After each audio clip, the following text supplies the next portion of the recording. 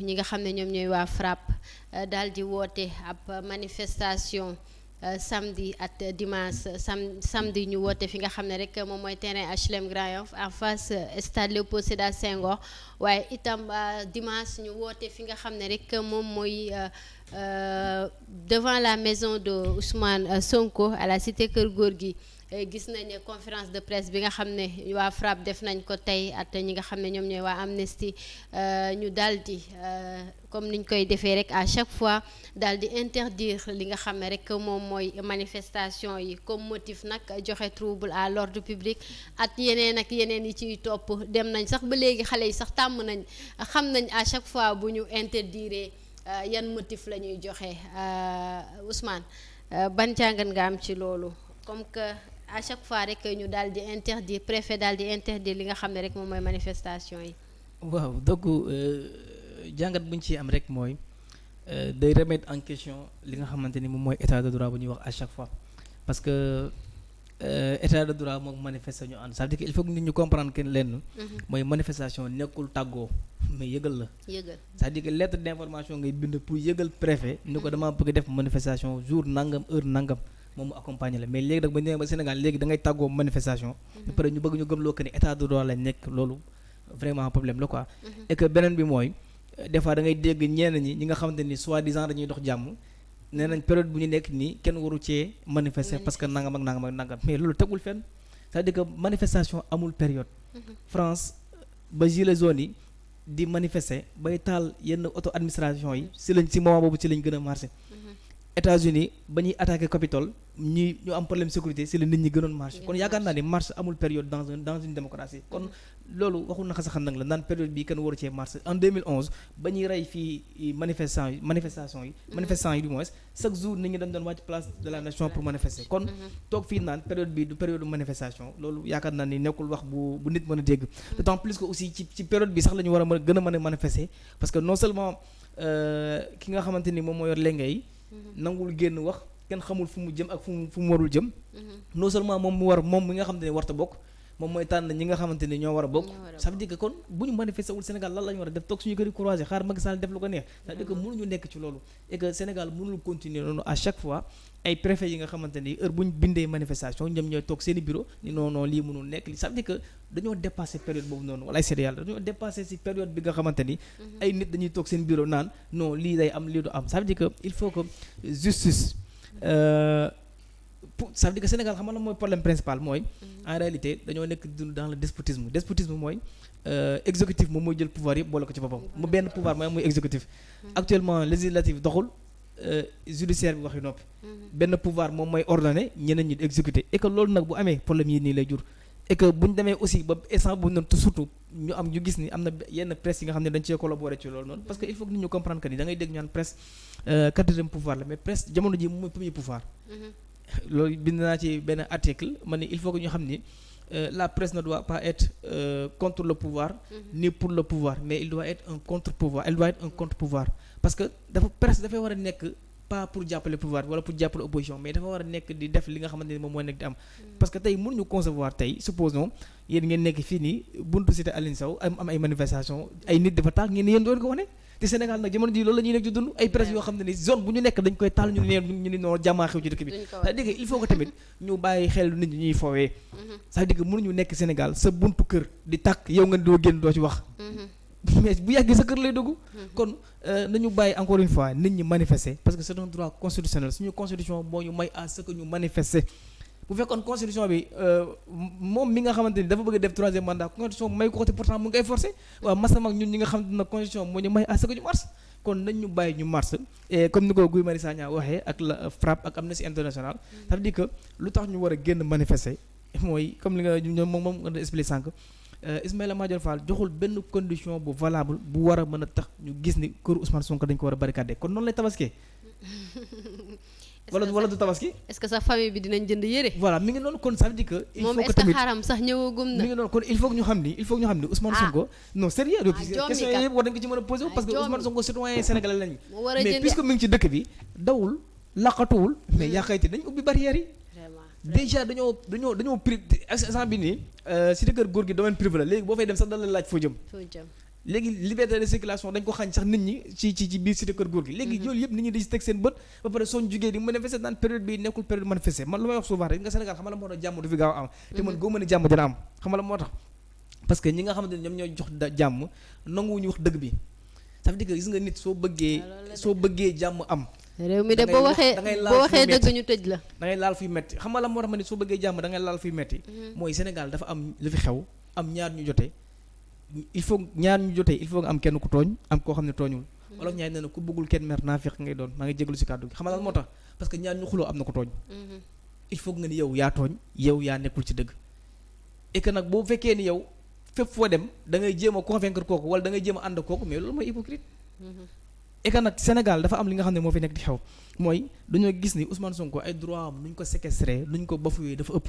et que nag kuy dox jàmm loolu ngay njëkk a wax président Macky Sall ni ko li nga xamante ni moom lañ nekk di exercer ci kaw Ousmane Sonko nañ ko arrêté ba pare ñu doog wax leneen mais nag fii ak loolu defuñu ko ba pare naan nit ñi jàmm lañ bëgg mais jàmm du fi am parce que ku war premier pas bu may jàmm loolu la deuxième bi mooy mënoo xëy di dox jàmm au moment où ñoom ñu ngi wër di jàpp nit ñi ça veut dire que il faut que tamit qu'on soit sérieux quoi ñu wax li nga xamante ni moom moo nekk di am Sénégal li fi nekk di am mooy dañoo gis ni justice bi dañu ko teg na léegi di def lu leen neex parce que actuellement moom justice moom waxatuñu si jëm surtout wax justice politique gars yi lu leen parce que tey bu ñu nee kaay la ñu dialogue bi boo la ñëwee tous les thèmes sont accordés kon ça veut dire que buñ fa paree justice dañuy jël teg fële te ça veut dire que tey actuellement li nga xamante ni moom la ñuy waxtaanee si dialogue ba su paree moom mooy ëpp doole li nga xamante ne moom mooy décision bu justice jël alors que justice pouvoir la comme ni exécutif nekkee pouvoir nee nag bu ñu demee ba Sénégal nag tey lépp li dañ fee bàyyi palais de justice dem di régler problème yi palais de la République looloo indi problème yi kon encore une fois manifestation yii frappe woote ñun dañ ci woo ñëpp à ce que ñu ñëw manifester parce que manifestation non je parle pas d'interdiction forcing la de gars yi dañuy forcing constitutionnel bi nga xamante ni yoon moo ñu ko may xam nga dama la looy interdire day fekk loo xamante ni da nga koy ñaan mais dama la manifestation suñu constitution nu mu ko tëggee demande ngay bind te man information lettre d'information ngay bind yëgal mais loo xam ne yow par exemple su ma la nee suba damay dem Dakar tàgguma la de dama laa yëgal mais su ma ñëwee ne nag suba damaa bëgg dem Dakar loolu damay la xaar sa avis mais su ma la nee damay dem nag xaaruma sa avis mais su ma la nee nag damaa bëgg dem dans ce cas nag sa avis lay xaar il faut que tamit nit ñi wax nit ñi lu leer nañ ñi ku la ni damay manifester kooku tàgguwu la dalaa yëgal mais su ñëwee nag ni la damaa bëgg manifester kooku nag dalaa tàggu quoi voilà donc mooy dafa am solo mooy dafa am solo Sagna. C'est-à-dire je suis en train de suivre les motifs d'interdiction. dafa ne risque pour la manifestation du 17 juin maanaam suba. à la place de la nation loolu ñu ko coalition dëggu. pour le grand Sénégal. motif avancé risque de trouble à l'ordre public. risque de sabotage entrave à la liberté de circulation. Loolu c'est interdit. Mais pourtant manifestation introduite par le Front pour la révolution anti-impérialiste populaire et panafricain demandé par Ousmane Wade, Aliou Gérard et Souleymane Gueye boobu tamit interdite. Motif trouble à l'ordre public, risque de débordement et de sabotage pour les biens publics et privés. Entrave à la circulation des biens et services. Troisième manifestation qui doivent se tenir, ça c'est le parti Pastef. La manifestation devait se tenir dans la commune de Grand-Yoff. Motif d'interdiction, trouble à l'ordre public, risque de débordement, de sabotage, et ainsi de suite. Alors, moi je sais que dans les trois sites, il faut que tamit à chaque fois, ça veut dire que dans toutes les manifestations, dans toutes les interdictions, il faut gis trouble à l'ordre public. Ça veut dire que dañ bàyyi Sénégalais yi ñuy fooye quoi. Ça veut dire que ñoom ñi ngi naan menace de liberté de circulation mais si de kër góor gi yow tey boo fa demoon dugg dañ lay laaj foo jëm. Pourtant moom mu lan la menace de liberté de circulation tey mu ngi ko privé ay nit. kon tey il faut que ñu comprendre que ni la loi n'est pas là pour les autorités gis nga nag lii day dëggal lu Gustave Flaubert doon wax naan les lois c'est comme des toiles d'araignée par laquelle passent les grosses mousses et où restent les petits. maanaam loi yi nekk fi lu dul pour ñi nga xamante ni dañ leen bëgg a noot mais ñi nga xamante ne mën nañ fokk loi yi jàll loi yi nekk fi pour ñoom lii loolu lay wane. parce que bu fekkee ni tey préfet de Dakar bi ngi interdire manifestation sous prétexte que ni dañuy priver ay nit liberté de circulation au moment où ñoom ñi ngi priver ay nit pour ñu accéder ci kër góor gi yaakaar naa ni justice 2 poids 2 mesures mënul weesu loolu. Alors demain je sais que dans les trois sites. ku fa dem le matin di nga fa fekk dispositif sécuritaire boo xamante ne dinaa la impressionné loolu moom trouble à l'ordre public boo interdire manifestation il faut nga am non la non disponibilité de l'effectif qui doit protéger qui doit encadrer la manifestation. maanaam comme risque à l'ordre public la ñu wax mën nañoo xaar le matin ñu jël suñu micro rek dem. daal di dem foofu xool la fa ne xamante ni moom mooy de ces zones là. terrain HLM Grand Yoff place de la Nation. yooyu la ak bu war a am le 18 defe na. déjà place de la Nation keroog ba mu fa jógee nag dañu ko encercler avec les barrières. les barrières policières ñan ñooy def place de la Nation. coalition Sénégal xaw ma bon attends je ressors ça. coalition Debout pour le Grand Sénégal. ñooñu moom xanaa ñu bees lañ. ñoom ñoo war a def le samedi 17 à 15h à la place de la Nation. seen arrêté mu ngi noonu maa ngi la koy transféré. ñooñu tam dañoo interdit seen bos. waaw dañoo interdire seen manifestation. voilà les 3 manifestations déclarées sont tous interdites. boo utilisé woon benn sax. utal yeneen waaw mais mënoon na autoriser bu HLM Grand Yoff bi. bële moom man depuis bañ ko waxee laa ne boobu moom c'est impossible parce que. gisuma li ñu barricade fi nga xam ne moom mooy domicile Ousmane Sonko ba pare ñu fay dem di fa def manifestation at foofu fan moo am foofu benn lieu boo xam ne xam désordre su amee moom si désordre si dans un pays désordre moo fay régner dans ce cas tout est permis. mais non y a pas de désordre ankay xam désordre moo fi am parce que non lan moo war a mën a justifier ñu barricade kër Ousmane Sonko amul désordre la kay parce que boo fi bàyyee loi di def leen désordre la. ça veut dire que ordre désordre loi yi xam nga pour lan la. rien que pour maintenir l'ordre dans la société amul leneen luy loi di jëriñ loolu. ba ñuy créer loi loolu moo taxoon maintenir l'ordre dans la société mais bu ñu demee ba dañ fay bàyyi loi yi pour def leneen loolu indi désordre léegi ñu def kër Ousmane Sonko nekkul leneen lu dul désordre léegi nag puisque ñoom ñoo commencé désordre bi léegi bu ñu bañ booy désordre ne. waaw parce que on peut pas organiser un pays dans une désorganisation. mënul nekk est-ce que activistes yi nekkuñu di mën loo xamante ni moom mooy le comment on le dit est-ce que nekkul leen di wuti loo xamante ni moom moo di la compétition des arrestations. ku nekk dinaan man arrêté nañ ma parce que ay jamono waa PDS loolu la ñu doon bàkkoo ku nekk dinaan man dem naa kaso ya dama koo kaso boobu ñu doon kii wax ñu def ko challenge. waaw ñu def ko challenge voilà. non même pas leen ci loolu parce que ñu ngi tamit. non même pas xam nga lan moo tax. ça veut dire que man lu ma nekk di wax ni nii yoon la te nit mënul génnee ni ma li may wax du yoon mais nag tey bu ñu nee ba Sénégal.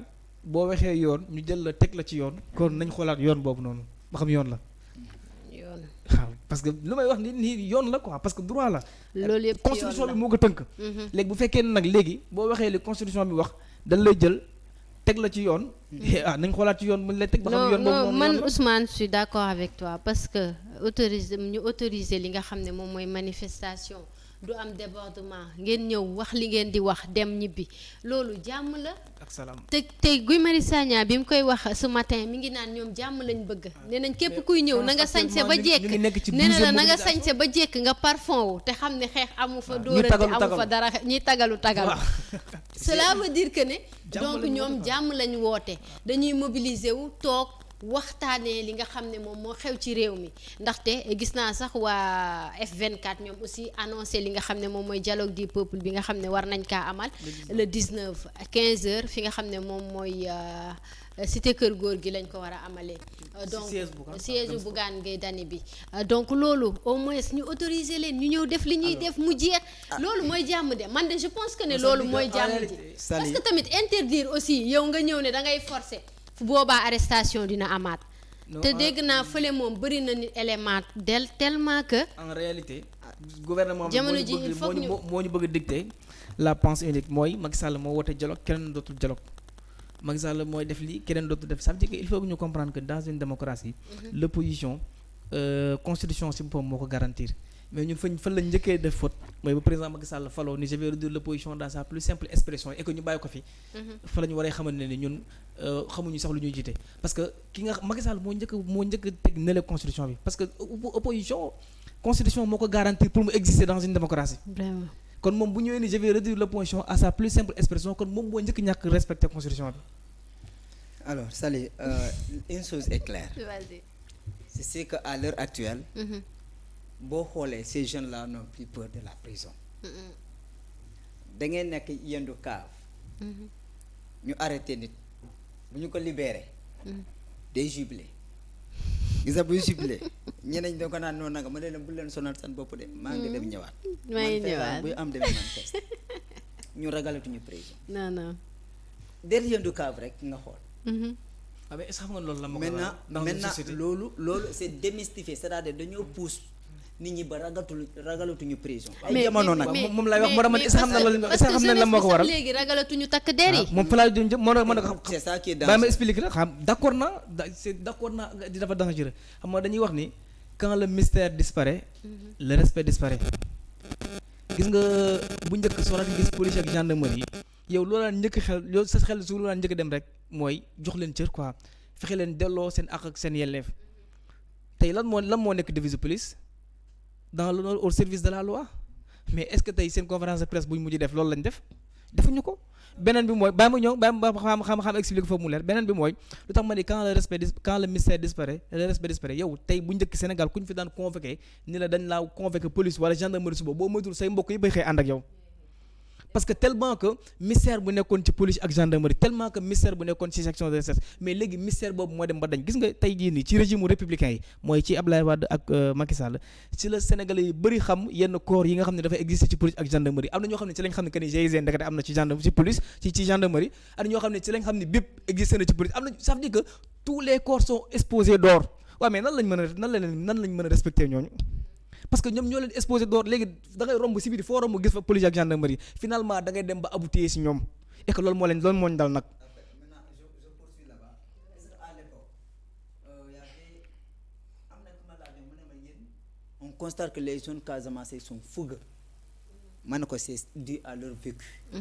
parce que boo nekkee Ziguinchor. waaw chaque guddi chaque bëccëg. moom tuy ngay jàkkaarloo loo xamante ni moom moo di les chars de combat.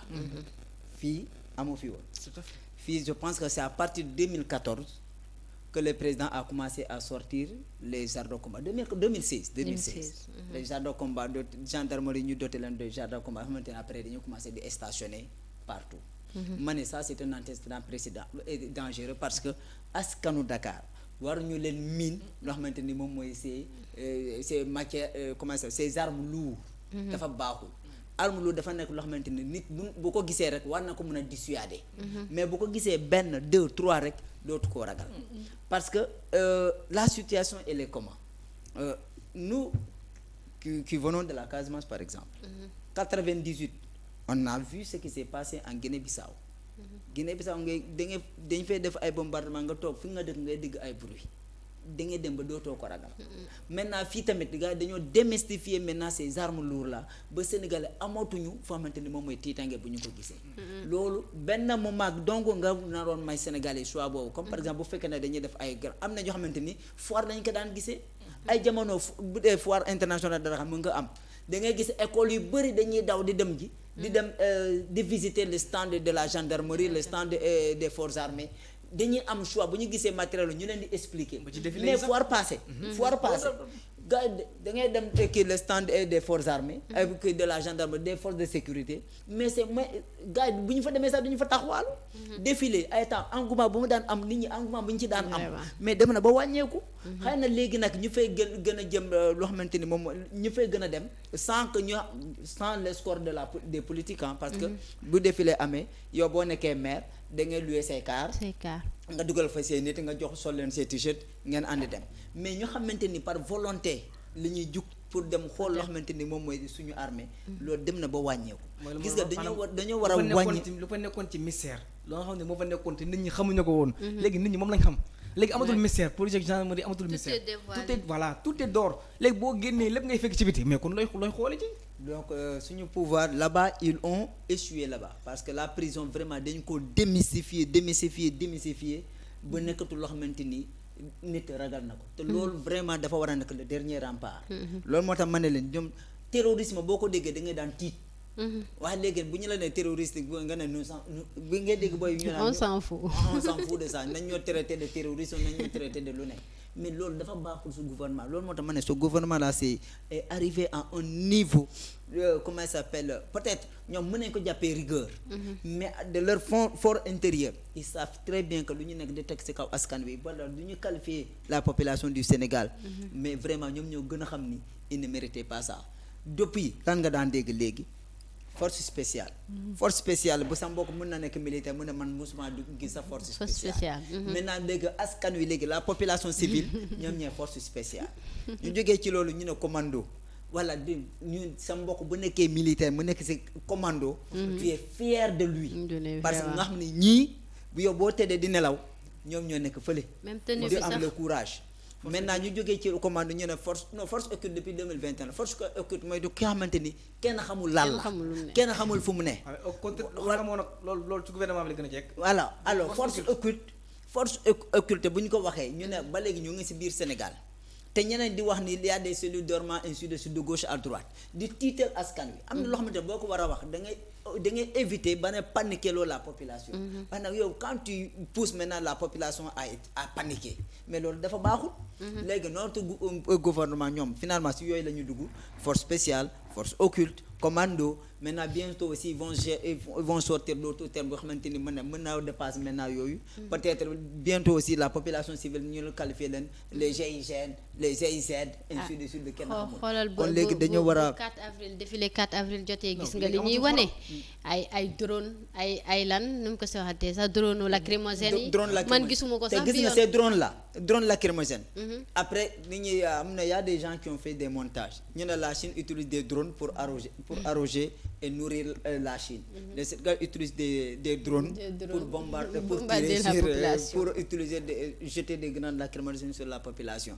Au même moment où on parle de la sécurité alimentaire, au même moment où on appelle de l'autosuffisance alimentaire, dans le fleuve du Sénégal, mën nañ fa utiliser les drones pour ñu arroser. Dans le bassin Anambé, mën nañ fa utiliser les drones pour arroser. Dans la basse Casamance, mën nañ fa utiliser les drones pour arroser. Dans le Sine Saloum, mën nañ fa utiliser les drones pour ñu def foo xamante ni moom mooy la production horticole. Dans le Sine foo xamante ni xorom yépp foofu lay jógee. te Burkina Faso amul xorom. Niger amul xorom. Mali ji foofu moom mën nga utiliser les drones pour def une meilleure récolte ba pare di dem fournir loo xamante ni moom mooy les sels. gis nga les sels là qui est utilisé tous les sels qui est produit et exporté vers l'Europe. ñoom avec comment ça s'appelle la neige. maintenant il faut qu'ils utilisent les sels. te ñun ñu am or yooyu yëpp. sel fii sa xorom a ngi fi jar maximum à 1500 1000 francs 1500 te yow nga am loolu yëpp nga war ci am ay revenus yu dul jeex mais on s'en fout de tout ça il faut utiliser la drone pour disperser les manifestants mais avec tout cet équipement là malgré tout le mois de juin notre police n'a pas sorti des vidéos professionnelles filmées par la drone mais on sort des vidéos boo xamante ni moom moo génne loo xamante ni moom moo di c'est les manifestants ñu bëri mën na leen ñu bëri ces manifestants ñu bëri bu ñu nekkee sur le terrain du ñu yóbbaale seen téléphone et c'est la population maintenant qui est dans le balcon ñoom ñooy filmer foo xamante ni moom mooy ces vidéos moo tax ñu koy waxee vidéo amateur donc dans ce cas de figure nous sommes dans une situation Sali boo fekkante ni ñoom mën nañu dégg suñu cri de cœur nañu apaiser la tension vraiment jamono ji il est temps te beneen anam c'est la première fois je pense depuis ça fait maintenant 10 ans ñu ngi ci période tabaski les gens ne parlent même pas de la tabaski man de maa ngi ciy wax ndax damaa war a c'est la première fois non quand tu vas dans les foo xamante ni foofu la ñu teg ay xar yi les zones famille c'est des zones de rassemblement liberté 6 deux voies liberté 6 gis nga ay Sam gis nga Yoff c'est compliqué pour nga gis ko vraiment xar yi jamono ji gars yi sax dañoo ragale indi seen kan moo jël initiative bu ñëw indi say xar loolu ça veut dire que problème bi fa la nekk kenn mënu ko parce que bu manifestation amee mën nañoo gàddu xar yi yéegal ci oto yóbbu déjà le président dafa war a wax le 25 lan lay wax su waxee après lan mooy conséquence ça veut dire que yooyu yëpp bu ñu ko bàyyee xel yooyu yëpp su ko bàyyee quand je parle de ça